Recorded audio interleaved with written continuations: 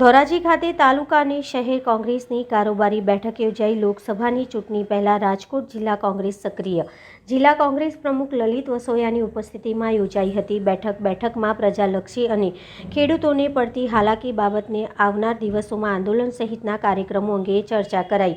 જિલ્લા કોંગ્રેસ પ્રમુખ લલિતભાઈ વસોયા, લોકસભા સીટના પ્રભારી હીરાભાઈ ચોટવા, પૂર્વ ધારાસભ્ય ભીખાભાઈ જોશી, શહેર કોંગ્રેસ પ્રમુખ દિનેશ વોરા, તાલુકા કોંગ્રેસ પ્રમુખ જયેશ લાખાણી સહિતના લોકો ઉપસ્થિત રહ્યા હતા। રેલી યોજી ખેડૂતના પ્રશ્ને ડેપ્યુટી કલેક્ટરને આવેદનપત્ર આપવામાં આવ્યું હતું। કિસાન મોરચાના આગેવાન પાલ આંબલિયા પણ ઉપસ્થિત રહ્યા હતા। આજે ધોરાજી શહેર ધોરાજી તાલુકા કોંગ્રેસ સમિતિની વિસ્તૃત કારોબારી અને દેશભરમાં સંયુક્ત કિસાન મોરચા દ્વારા ચાલતા ખેડૂત આંદોલનના સમર્થનની અંદર રેલી કાઢી અને જે પ્રશ્નો છે એ પ્રશ્નો અંગે રજૂઆત કરવા માટેનું આવેદનપત્ર રાષ્ટ્રપતિ શ્રીને ઉદ્દેશીને અમે સૌએ આપ્યું છે। સંયુક્ત રાષ્ટ્રીય કિસાન મોરચા દ્વારા આંદોલનના જે કંઈ કાર્યક્રમો આપવામાં આવશે એ તમામ કાર્યક્રમો અમે સમગ્ર રાજકોટ જિલ્લાની અંદર કરવાના છીએ। 16મી તારીખે ગ્રામ્ય વિસ્તાર બંધનું જે એલાન છે એ એલાનમાં પણ કોંગ્રેસ એનું સમર્થન આપવાની છે અને સમગ્ર ગ્રામ્ય વિસ્તારમાં અમારા કાર્યકર્તાઓ ફરી અને કિસાનોની જે વાત છે એ વાતોને ઉજાગર કરવા માટેનો પ્રયત્ન કરવાના છે। સરકાર દ્વારા કોંગ્રેસના અવાજને દબાવવાનો પ્રયત્ન કરી રહ્યો છે પોલીસના દુરુપયોગ। ઉત્તર પ્રદેશ, રાજસ્થાન, પંજાબ, હરિયાણા ના ખેડૂતો ચાલો દિલ્હી કાર્યક્રમ અંતર્ગત દિલ્હી તરફ કૂચ કરી રહ્યા છે, ત્યારે આ કેન્દ્રની સરમુખત્યારશાહીમાં વર્તતી સરકાર ખેડૂતોના પાસપોર્ટ જપ્ત કરવા માટેની લેખિતમાં નોટિફિકેશન બહાર પાડે, એના ટ્રેક્ટરો જપ્ત કરવાની વાત કરે, રોડ ઉપર આરસીસીના બેરિકેટો લગાવવામાં આવે, લોખંડના ખીલાઓ જોડવામાં આવે, દિલ્હીની ફરતે કિલ્લાબંધી કરવામાં આવે। જો આ સરકારે આવી કિલ્લાબંધી પાકિસ્તાન, બાંગ્લાદેશ કે ચાઇનાની બોર્ડર ઉપર કરી હોત તો બોર્ડર ઉપર આતંકવાદીઓ દ્વારા જે છમકલાઓ થાય છે છમકલાઓ ન થયા હોય। સરકાર ખેડૂતો ઉપર એવા જુલ્મ કરી અને ખેડૂતોનો અવાજ દબાવવાનો પ્રયત્ન કરે છે, નિંદનીય બાબત છે। 2 દિવસ પહેલા રાજ્યસભાના સાંસદ અને કેન્દ્રીય મંત્રી પુરુષોત્તમ રૂપાલાજીએ સંસદમાં બૂમો પાડીને ગળું फाड़ी कहता था कि कोई माइकालाल नहीं है किसानों को रोक सके, कोई माइकालाल नहीं है किसानों को रोक सके। હવે પુરુષોત્તમભાઈની આજે આંખો બંધ થઈ ગઈ છે કે શું છે? મારે એની તરફની ભાષામાં હું પૂછવા માંગુ છું। જો એની આંખો ખુલ્લી હોય તો એ દિલ્હીની બોર્ડર ઉપર જઈને જોઈ કે કયા માઇનાલાલે ખેડૂતોને રોક્યા છે।